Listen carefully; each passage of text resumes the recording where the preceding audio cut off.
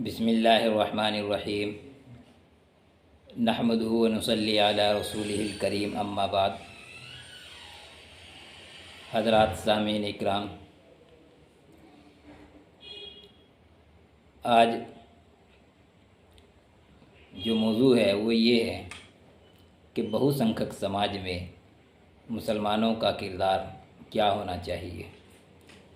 یا بہو سنکھک سماج میں مسلمانوں کے اوپر کیا ذمہ داری عائد ہوتی ہے اور ان کو کس طرز عمل کا مظاہرہ کرنا چاہیے۔ ساتھیوں، تمام جماعتیں، تمام مکاتب فکر اور سبھی علماء کرام، تمام علماء کرام اس بات پر متفق ہیں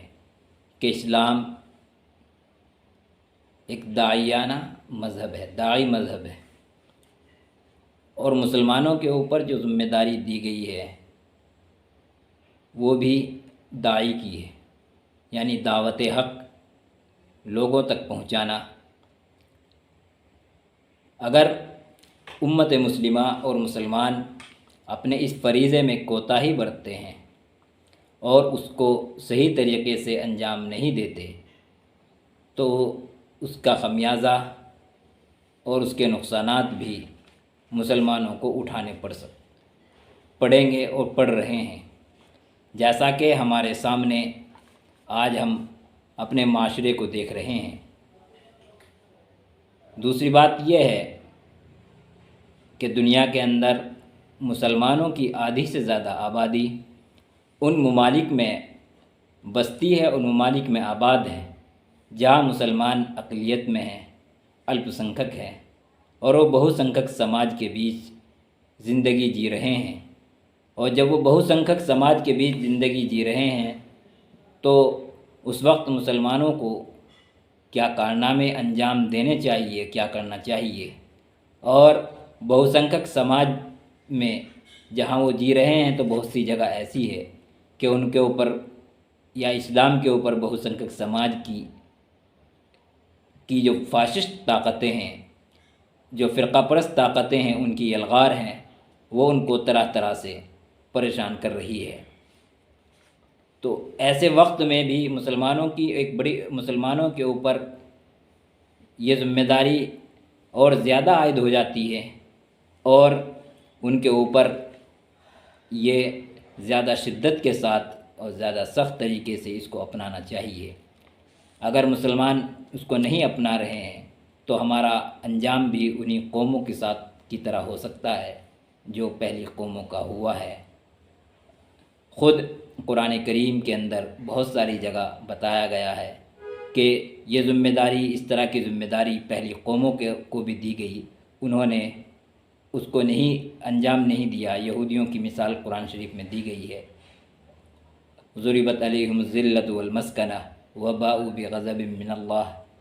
اس طرح کی قرآن شریف کے اندر بہت ساری آیتیں ہیں جو اس بات کی گواہی دے رہی ہے کہ انہوں نے جب دعوت حق کو صحیح طریقے سے انجام نہیں دیا تو ان کے اوپر جو ہے ذلت اور مسکنت جو ہے طاری کر دی گئی۔ اس کو اگر ہم انجام نہیں دیں گے تو اس کا خمیازہ کیا ہوگا اور کیا نقصانات ہمارے قوم کو ہو سکتے ہیں اور کیا ہم بھگت رہے ہیں،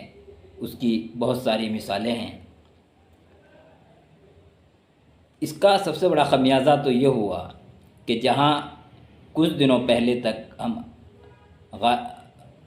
غالب میں تھے، ہمارا غلبہ تھا، ہماری قوت تھی، ہماری طاقت تھی، آج وہاں پر ہم کمزور پڑتے جا رہے ہیں اور غیروں کی طاقت بڑھتی جا رہی ہے۔ تو اس کا سب سے زیادہ خمیازہ، اور اس کا ہم دیکھ بھی رہے ہیں، مسلمانوں کی عزت و آبرو کو مٹائے جانے اور ان کو ذلت و مسکنت کا نشانہ بنائے جانے کی بنیادی وجہ یہی ہے کہ ہم نے جو ذمہ داری مسلمانوں پر عائد کی گئی تھی، جو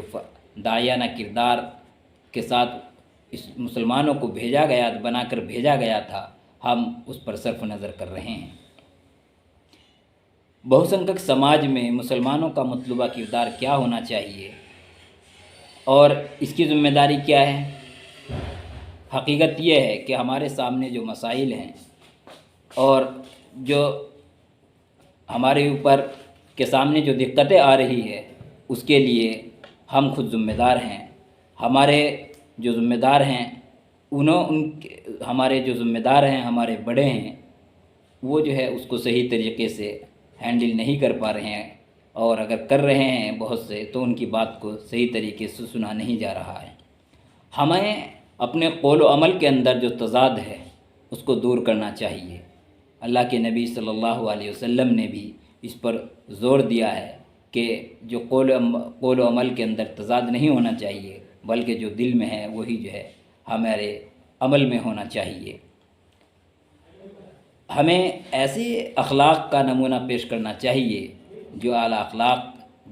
دوسرے جو ہے اس کو دیکھ کر جو ہے ہماری طرف راغب ہوں، اور ہم جو ہے اسلام کے سچے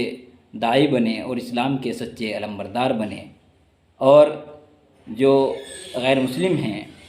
جو اسلام سے دور ہیں یا جو اسلام کے دشمن ہیں، ان کے سامنے ہمارا وہ طرز عمل جانا چاہیے جس سے ان کو کیچڑ اچھالنے کا ہمارے اوپر موقع نہ ملے۔ لیکن افسوس کی بات یہ ہے کہ ہمارا جو معاشرہ ہے وہ اس سے جو ہے ہٹ کر دوسری رخ پر جا رہا ہے۔ ہمیں اپنے مقصد کے تئیں آگاہی ہونی چاہیے جو ہمارے اندر نہیں ہے۔ تکثیری معاشرے کے اندر ہماری ذمہ داری جو بہو سنکھیک سماج ہے، ہماری ذمہ داری اور بھی بڑھ جاتی ہے، اور ہمارا ہر عمل کیونکہ دوسروں کے لیے نمونہ ہوتا ہے اور وہ اسی کو جو ہے عوام کے سامنے پیش کرتے ہیں، تو اس لیے ہمیں صحیح طور پر اسلام کا ترجمان بننا چاہیے، اور ہماری تمام کوششیں یہ ہونی چاہیے کہ ہم اسلام کو، دین کو پر مکمل طور پر عمل کریں، اور اس طریقے سے ہم اپنا طرز عمل اختیار کریں جس سے جو ہے جس سے دوسروں کے دل مسخر ہوتے چلے جائے، نہ کہ ایسا طرز عمل اپنائے جس سے جو ہے دوسروں کے دل مسخر نہ ہونے کے بجائے بلکہ دوسرے جو ہے بدظنی کا شکار ہوں۔ مسلمانوں کے اندر داعیانہ اوصاف جو ہے بہت ضروری ہے۔ ایک مسلمان کے لیے یہ انتہائی ضروری ہے کہ وہ جس معاشرے میں رہتا ہے اس معاشرے کے افراد کے مذہبی عقائد کیا ہے، ان کی تکثیری روایات کیا ہے، ان کا طرز عمل کیا ہے، اس کو بھی صحیح طریقے سے سمجھے۔ مثلاً ہم بھارت میں رہتے ہیں تو بھارت کا جو سماجی سسٹم ہے، یہاں کی جو کلچر ہے، یہاں کی جو روایات ہیں، یہاں کے جو دیگر مذاہب ہیں، ان کے طرز طریقہ کیا ہے، وہ کس طریقے پر عمل کرتے ہیں، کیا ان کے قواعد ہے، ہمیں ان کو بغور سمجھنا چاہیے۔ لیکن افسوس کی بات اگر میں یہ کہہ دوں تو زیادہ نہیں کہ بھارت میں بسنے والے اکثر مسلمان بھارت کے سماجی سسٹم سے بالکل واقف نہیں ہیں، اور عدم واقفیت کی بنا پر ہی وہ جو ہے طرح طرح کی مسائل کا شکار ہیں۔ تو اس لیے ہمیں بھارت کے سماجی سسٹم کو سمجھنا ہمارے لیے انتہائی ضروری ہے، اور ہم بہترین اخلاقی کردار پیش کرے جس کے قرآن کریم کے اندر تعلیم دی گئی ہے۔ قرآن کریم کے اندر جہاں دعوت کا لفظ آیا ہے وہاں بہت شاندار قرآن شریف کی آیتیں ہیں، ادعو الی سبیل ربک بالحکمت والموعظۃ الحسنہ۔ اس میں صاف ہے کہ ہمیں جو ہے جہاں جو دعوتی کردار اپنانا چاہیے وہ حکمت کے ساتھ، نرم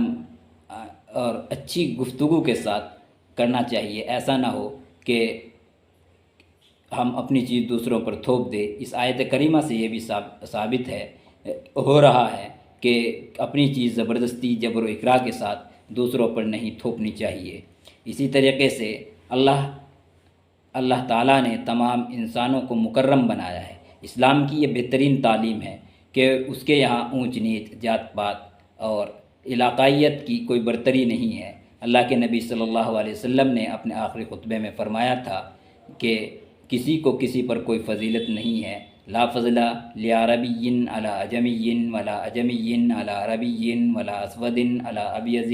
ولا ابیض علی اسود، یعنی نہ کسی عربی کو غیر عربی پر، نہ غیر عربی کو عربی پر، نہ کالے کو گورے پر، نہ گورے کو کالے پر۔ یعنی ایک دوسرے انسان کو کسی پر کوئی فضیلت نہیں ہے، اگر فضیلت ہے تو تقوی کی بنا پر ہے، یعنی تمام انسان برابر ہے۔ اسلام نے انسان کو مکرم بنایا ہے، اللہ نے انسان کو مکرم بنایا ہے، اور اسلام نے بھی اسی کو تعلیم دی ہے کہ ہر انسان کی تکریم کی جائے۔ تو ہمارے لیے تکثیری معاشرے میں یہ ہے کہ ہم انسانیت کا احترام کرنا سیکھیں، ہر انسان کو مکرم سمجھے، ہر انسان کی جان کا احترام ہر حال میں ضروری ہے۔ اس طرح اگر ہم یہ کریں گے تو ہم تکثیری معاشرے، بہو سنکھیک سماج میں اپنا وزن قائم کر سکتے ہیں۔ سورہ بنی اسرائیل کے اندر اللہ تبارک و تعالیٰ نے ارشاد فرمایا ہے، وَلَقَدْ كَرَّمْنَا بَنِي آدَمَ وَحَمَلْنَاهُمْ فِي الْبَرِّ وَالْبَحْرِ وَرَزَقْنَاهُم مِّنَ الطَّيِّبَاتِ وَفَضَّلْنَاهُمْ عَلَىٰ كَثِيرٍ مِّمَّنْ خَلَقْنَا تَفْضِيلًا۔ ہم نے اولاد آدم کو مکرم بنایا ہے، اور ہم نے اس کو یعنی بزرگی دی ہے، اور انہیں خشکی و تری میں سواریاں عطا کی ہے، اور ہم نے ان کو رزق دیا ہے، پاکیزہ چیزوں سے رزق دیا ہے، اور بہت سی مخلوقات پر ہم نے ان کو فوقیت بخشی ہے۔ دین کی دعوت کے لیے یا اسلام کی دعوت کے لیے، داعیانہ کردار کے لیے کی ادائیگی کے لیے بہت ضروری ہے کہ ہم نان مسلموں کے ساتھ، غیر مسلموں کے ساتھ اچھی زبان، شیریں کلام، معقول رویہ اختیار کریں، بد کلامی سے بچیں، اور بد کلامی کے بجائے خوش کلامی کو ترجیح دی جائے، اور سماجی تعلقات کو استوار بنایا جائے، جیسا کہ خود قرآن کریم کے اندر ارشاد ہے، وَقُلْ لِعِبَادِي يَقُولُوا الَّتِي هِيَ أَحْسَنُ إِنَّ الشَّيْطَانَ يَنزَغُ بَيْنَهُمْ إِنَّ الشَّيْطَانَ كَانَ لِلْإِنسَانِ عَدُوًّا مُّبِينًا۔ اے نبی، میرے بندوں سے کہہ دو کہ زبان سے وہ بات نکالا کریں جو بہترین ہو، دراصل یہ شیطان ہے جو انسان کے درمیان اناد ڈالنے کی کوشش کرتا ہے، دشمنی ڈالنے کی کوشش کرتا ہے۔ حقیقت یہ ہے کہ شیطان انسان کا کھلا دشمن ہے۔ ہمیں ایک چیز اور ہے، صبر و تحمل کی ہمیں تلقین کی گئی ہے۔ ہم اسلام کے اگر ہم ماننے والے ہیں تو ہمیں بہت سی پریشانیاں ہمارے سامنے آئے گی، بہت سی مشکلات کا سامنا کرنا پڑے گا۔ ان مشکلات کے لیے ہمارے لیے ضروری ہے کہ ہم صبر کریں، صبر کی تلقین کی گئی ہے، اور یہ بہت ضروری ہے۔ اللہ کے نبی صلی اللہ علیہ وسلم کی مکی زندگی اور مدنی زندگی دونوں میں اٹھائیں تو اللہ کے نبی نے جو صبر و تحمل کا مظاہرہ کیا ہے، تو ہمیں بھی اسی کا مظاہرہ کرنا چاہیے، اور خود قرآن کریم میں بار بار اس کی تلقین کی گئی ہے، لَتُبْلَوُنَّ فِي أَمْوَالِكُمْ وَأَنفُسِكُمْ وَلَتَسْمَعُنَّ مِنَ الَّذِينَ أُوتُوا الْكِتَابَ مِن قَبْلِكُمْ وَمِنَ الَّذِينَ أَشْرَكُوا أَذًى كَثِيرًا وَإِن تَصْبِرُوا وَتَتَّقُوا فَإِنَّ ذَلِكَ مِنْ عَزْمِ الْأُمُورِ۔ یہ آیت صاف طور پہ جو ہے بتا رہی ہے کہ مسلمانوں کو صبر کرنا چاہیے، اور صبر سے کام لینا چاہیے۔ اسی طریقے سے ہمیں عدل و انصاف کا مظاہرہ کرنا چاہیے، اور عدل انصاف بھی ایک داعی کے لیے انتہائی ضروری ہے۔ فرض کی ادائیگی میں اس کا جو فائدہ ہوتا ہے وہ اس کو بیان نہیں کیا جا سکتا، اور غیروں کو اپنا ہم نوا بنانے کے لیے یہ ضروری ہے کہ ہم عدل سے کام لیں۔ عدل میں اپنا ہو یا غیر، اس میں بالکل بھی کوئی فرق نہیں کرنا چاہیے، بلکہ انصاف کا اللہ کے نبی صلی اللہ علیہ وسلم کا جو طرز عمل ہے اور صحابہ اکرام نے، اس میں بالکل کوئی فرق نہیں کیا۔ ایک مسلمان اور غیر مسلمان کے اندر بالکل بھی تفریق کی اسلام اجازت نہیں دیتا، بلکہ ہمیں ان تمام لوگوں کے ساتھ انصاف اور ایک ہی نظر سے جو ہے دیکھنا چاہیے۔ خود قرآن کریم نے بار بار کہا ہے، یا ایھا الذین آمنوا کونوا قوامین للہ شہداء بالقسط ولا یجرمنکم شنآن قوم علی الا تعدلوا اعدلوا هو اقرب للتقوی واتقوا اللہ ان اللہ خبیر بما تعملون۔ اسی طرح دعوت حق کے لیے تعلیم سے آراستہ ہونا بھی ضروری ہے۔ آج مسلمانوں کی جو سب سے بڑی کمزوری ہے وہ یہ ہے کہ وہ تعلیم سے ناآشنا ہے۔ تعلیم میں پچھڑا پن ان کی اصل کمزوری ہے، اور ان کی جو پریشانیاں ہے اس کی مین وجہ یہ ہے کہ وہ تعلیم میں پچھڑے ہوئے ہیں۔ اس لیے ہم مسلمانوں کے اندر تعلیم کو فروغ دینا چاہیے، اور ہمیں کوشش کرنی چاہیے کہ ہمارا کوئی بھی بچہ اسکول اور مدرسے سے محروم نہ رہ جائے۔ اگر ہمارے محلے میں یا ہمارے پڑوس میں اس طرح کے گھر ہیں، اس طرح کے گھرانے ہیں جو اپنے بچوں کو نہیں پڑھا سکتے، تو محلے کے اندر اس طرح کے بھی گھرانے بھی ہیں جو اچھی حیثیت رکھتے ہیں، ان کو چاہیے وہ مل کر ان بچوں کو پڑھائی کا انتظام کریں اور ان کو اسکول یا مدرسہ بھیجیں، کیونکہ جب تک ہم تعلیم سے آراستہ نہیں ہوں گے، ہم جب تک تعلیم یافتہ نہیں ہوں گے، ہمیں بہت ساری چیزیں معلوم نہیں ہو پائے گی، اور ہم وہ مطلوبہ کردار جو اللہ ہم سے چاہتا ہے، جو اسلام ہم سے چاہتا ہے، وہ اس کو ہم پورا نہیں کر سکتے۔ اور بلکہ تعلیم کے معاملے میں صرف دینی علوم تک نہیں بلکہ دنیاوی علوم کو بھی جو ہے پر بھی خاص توجہ دی جائے، بلکہ اسلام کے اندر علوم کی کوئی قید نہیں ہے، یہ فائدہ مند، یہ غیر فائدہ مند، یہ علوم ہے، بلکہ علم عام رکھا گیا ہے، دنیاوی علوم ہو، دینی علوم ہو، سب کو جو ہے فائدے کے علوم ہیں، سب کو سیکھنا ضروری ہے۔ ایسا نہیں کہ بھئی اس کو سیکھنے سے فائدہ ہوگا، اس کو سیکھنے سے فائدہ نہیں ہوگا، یا اس کو سیکھنے سے ثواب ملے گا اور اس کو سیکھنے سے ثواب نہیں ملے گا، اس طرح کی کوئی قید جو ہے اسلام کے اندر نہیں ہے، کوئی تفریق نہیں ہے۔ اور قرآن کریم جو ہے خود،